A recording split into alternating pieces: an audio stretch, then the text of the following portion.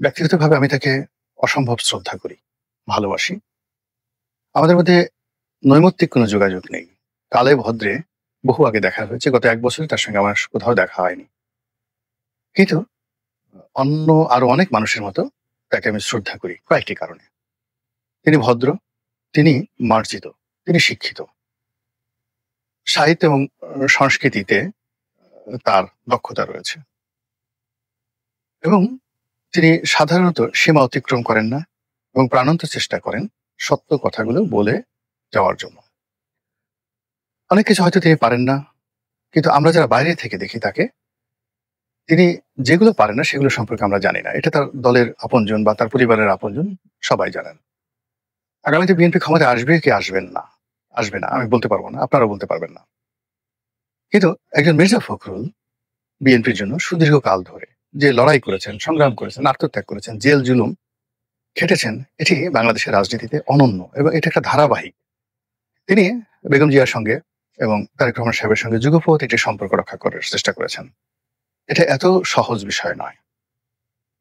জনাব তারেক রহমান তার সন্তানের বয়সী, কিন্তু তাকে নেতা মেনে তার প্রতিটি বক্তব্য কন্টেইন করা, প্রতিটি বক্তব্যের সঙ্গে একমত পোষণ করা, তারপরে তার হুকুমগুলো তামিল করা সন্তানের বয়সী নেতার। আবার একই সঙ্গে রাজনীতি তিনি করেছেন বেগম জিয়ার সঙ্গে। ফলে এই পার্টির মধ্যে বেশিরভাগ লোক এই দুটো জেনারেশনকে একত্র করতে পারেনি। যারা বেগম জিয়ার সঙ্গে রাজনীতি করেছেন প্রায় সবাই তারেক রহমানের চক্ষুষ্যুল। তারা তারেক রহমান তাদেরকে দেখতে পারেন, যারা বেগম জিয়ার একদম কাছের মানুষ ছিলেন। যেমন ধরেন মাহমুদুর রহমান আমার দেশের, জাইজাদ্দিনের শফিক রেহমান, খন্দকার মোশাররফ, এরকম যারা সিনিয়র নেতৃবৃন্দ আছেন এখনো পর্যন্ত, যারা বেগম জিয়াকে দেখছো, মানে আলতাফ চৌধুরী সাহেব, air vice marshal Altaf Chowdhury সাহেব, মেজর হাফিজ উদ্দিন, মেজর আক্তার, এই মানুষগুলো সবাই বেগম জিয়ার খুব ঘনিষ্ঠজন ছিলেন, এখনো আছেন। কিন্তু দলের যারা তরুণ তুর্কি নেতৃত্ব, অর্থাৎ তারেক রহমান সাহেব, তার বিশেষ সহকারী সানি, কিংবা ধরুন মীর হেলাল, কিংবা ধরুন ব্যারিস্টার জমিরুদ্দিন সরকারের ছেলে আছেন, ব্যারিস্টার জমিরুদ্দিন সরকারের ছেলে নওশাদ জামির, তার নাম সানি, উনি একজন আছেন। আর ওনার প্রিয় ধরেন বকুল সাহেব আছেন, শাখাওয়াত হোসেন বকুল না, ছাত্র বিষয়ক সম্পাদক। তো এরকম জনাব তারেক রহমান সাহেবের যারা খুব ঘনিষ্ঠজন এই মুহূর্তে দলের মধ্যে আছেন, তাদের সঙ্গে আবার সিনিয়রদের সম্পর্ক ভালো নয়, কোন অবস্থাতেই ভালো না।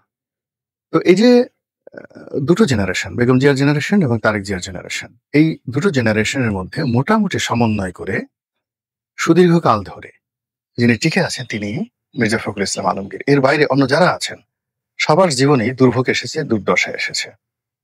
তো সেই মির্জা ফখরুল সাহেব আমার কাছে মনে হচ্ছে এখন ইতিহাসের সবচেয়ে ক্রান্তিকাল তিনি অতিক্রম করছেন। এবং এরকমই হয়, আপনি যখন সারা জীবন বৈঠা বাইবেন, তরি চালাবেন এবং একেবারে তীরে যখন আপনি পৌঁছে যাবেন, তখন আপনার তরিটা ডুবে যাবে, অথবা আপনি মরে যাবেন, অথবা যারা যাত্রী তারা আপনাকে গলা টিপে মারবে, অথবা আপনাকে দল থেকে বহিষ্কার করবে। অর্থাৎ এই যে আপনার নাবিকদের, যে তুমি গভীর সমুদ্রে ওই দিন চোখ বাঁকা করেছিলে, ওই দিন এই কাজ করেছিলে, তোমাকে আমরা চিনি, আজ আর তোমাকে রাখবো না, এরকম ঘটনাগুলো সাধারণত ঘটে। তো সেই দিক থেকে বিএনপির এখন যে সুসময় যাচ্ছে, সেই সুসময়ের মধ্যে আপনি চিন্তা করুন, চারিদিকে লুটপাট। এই যে লুটপাটের সঙ্গে একজন মির্জা ফখরুলের নাম আসছে বলেন তো? কিংবা যারা লুটপাট করছে এই ঢাকার শহরে শত শত কোটি টাকা যাদের বিরুদ্ধে প্রতিদিন আয় রোজগার করার অভিযোগ, তারা কি কেউ বলতে পারবেন যে মির্জা ফখরুলকে একটা ঘড়ি কিনে দিয়েছেন, একটা টিকিট কিনে দিয়েছেন, বা বাসায় ১ বস্তা টাকা দিয়ে আসছেন? এখন তো অনেক জায়গাতে টাকা এত কালেকশন হচ্ছে যেগুলো গণনা করার জন্য মেশিন পর্যন্ত দরকার হয়।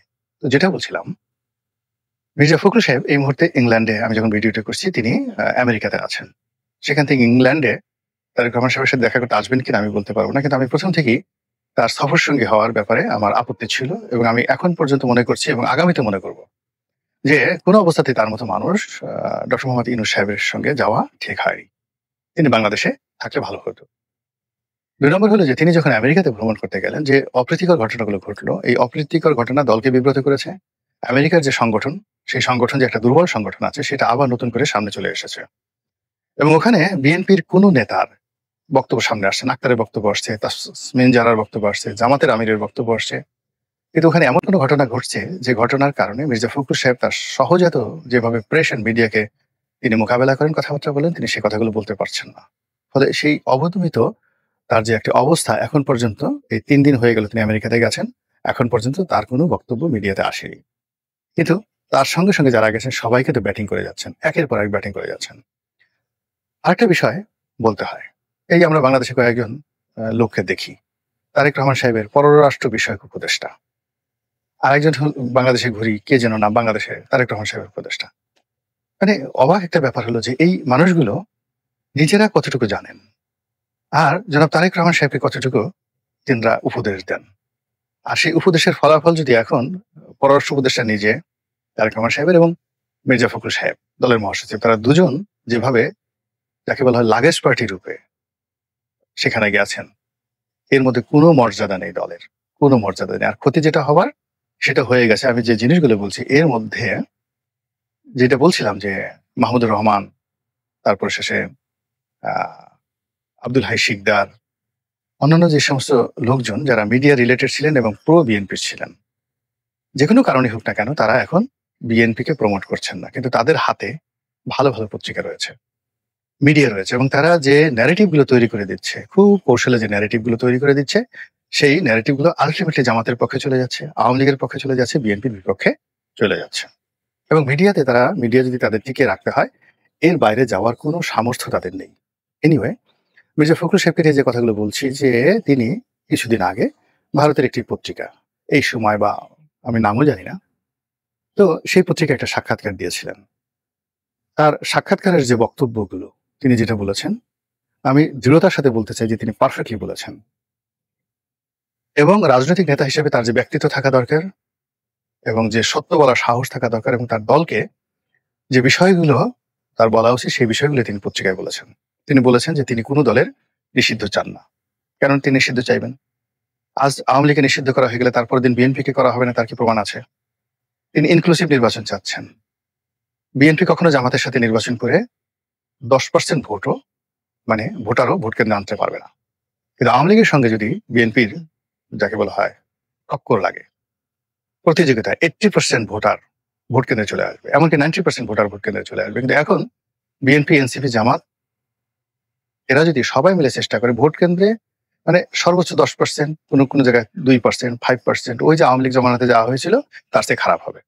এর কারণ হলো, চিন্তা করুন, আওয়ামী লীগ, জাতীয় পার্টি, জাসদ, মানে তাদের যে 14 দল, সেই 14 দলের পরিধি চিন্তা করেন, নেতাদের চেহারা চিন্তা করেন। আর বিএনপির সাথে অন্যান্য যারা নির্বাচনে আসবেন প্রতিদ্বন্দ্বী হিসেবে তাদের দিকে চিন্তা করেন। আপনার কাছে কি মনে হয়, পাবলিক কি গাঁজা খায়? পাবলিক কি না খেয়ে থাকে? তারা কি সারা বছর আপনাকে ভোট দেওয়ার জন্য তারা বসে আছে যে আপনি আসবেন, চাইবেন আর সাথে সাথে ভোটটা দিয়ে দেবে? এত সোজা কখনোই হয় না সেটা। এই জিনিসটি মির্জা ফখরুল সাহেব অনুধাবন করেছেন। হৃদয় থেকে তিনি সেই কথাগুলো বলেছেন যে একটা ইনক্লুসিভ নির্বাচন চাই। তারপর তিনি বলেছেন, জামাতকে আমরা খুব বেশি পাত্তা দিয়ে ফেলেছি অতীতে, আমরা এইভাবে আর জামাতকে পাত্তা দেব না। এর চেয়ে বাস্তব কথা হতে পারে কি? বিএনপির প্রতিটি লোক এই কথা অন্তরের অন্তঃস্থল থেকে বিশ্বাস করে যে জামাতকে অতিরিক্ত পাত্তা দেওয়া হয়েছে, সেই পাত্তা পেয়ে জামাত আজকে যে শক্তি অর্জন করেছে সেটা জামাতের জন্য ভালো হতে পারে, কিন্তু বিএনপির জন্য এটা ফ্রাঙ্ক আইনস্টাইনের দানব হয়ে গেছে। প্রতিটি ক্ষেত্রে জামাত যে আচরণ করছে সেই আচরণে মানে বিএনপির হৃদয় মন ভেঙে যাচ্ছে, সহ্য করতে পারছে না, কিন্তু কৌশলে পারছে না। ঢাকা বিশ্ববিদ্যালয়, জাহাঙ্গীরনগর বিশ্ববিদ্যালয়ে যে অবমাননাকর পরিস্থিতি তৈরি হয়েছে, ভোটের মাঠে এর চাইতে অবমাননাকর পরিস্থিতি তৈরি হবে, এবং এটা মির্জা ফখরুল বুঝতে পেরেছেন। বুঝতে পারার কারণে তিনি বলেছেন যে আমরা এই কাজ আর করব না। থার্ডলি তিনি বলেছেন যে এনসিপিকে আমরা কোনো রাজনৈতিক শক্তি মনে করি না। এর চেয়ে সত্য কথা কি হতে পারে বলেন তো? এনসিপিকে রাজনৈতিক শক্তি কে মনে করে? ডক্টর ইউনূস ছাড়া, আসিফ নজরুল ছাড়া।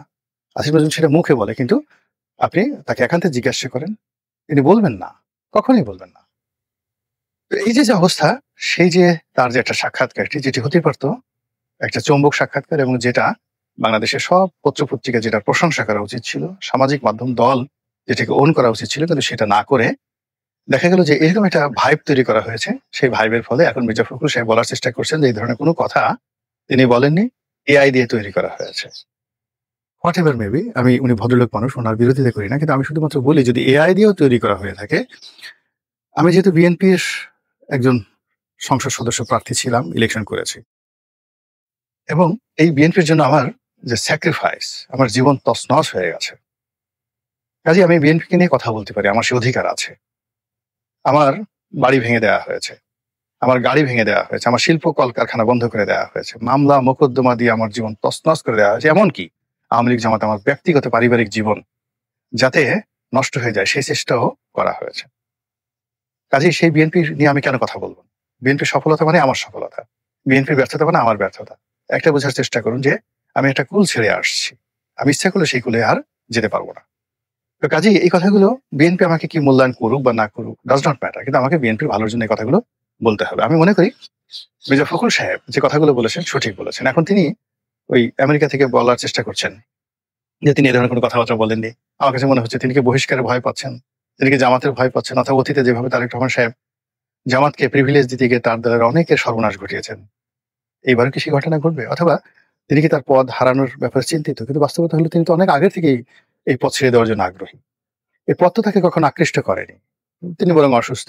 তো সেই দিক থেকে আমি মনে করি তিনি যে কথাগুলো বলেছেন সেটা খুব স্ট্যান্ড নিয়ে, শক্তিমত্তা নিয়ে তার সেই বক্তব্যের উপর অবিচল থাকাটাই আমার কাছে মনে হচ্ছে যুক্তিযুক্ত। মহান আল্লাহ আমাদের সবাইকে হেদায়েত দান করুন, হেফাজত করুন। আসসালামু আলাইকুম ওয়া রাহমাতুল্লাহি ওয়া বারাকাতুহু।